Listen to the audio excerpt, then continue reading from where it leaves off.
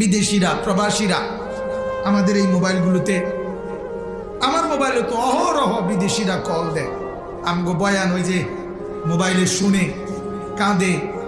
তো বলে, আজকেও এক লোক কাঁদা বলছে যে হুজুর বাড়িতে সবার কাছে বলতে পারি না যে কি কষ্টে আছি, কি পেরেশানিতে আছি, কি অস্থিরতায় আছি জিন্দিগিটা। এজন্য বাজান খাস করে ওই লোক দোয়া চাইছে আজকে, হুজুর আমরা প্রবাসীদের জন্য। উনি অনেক ভালো লাগছে আমার একটা কথাই, ওই লোকটা আজকে দুপুরে মানে 5-7 বার কইছে এই কথাটা, হুজুর আমরা প্রবাসীদের জন্য একটু দোয়া করেন।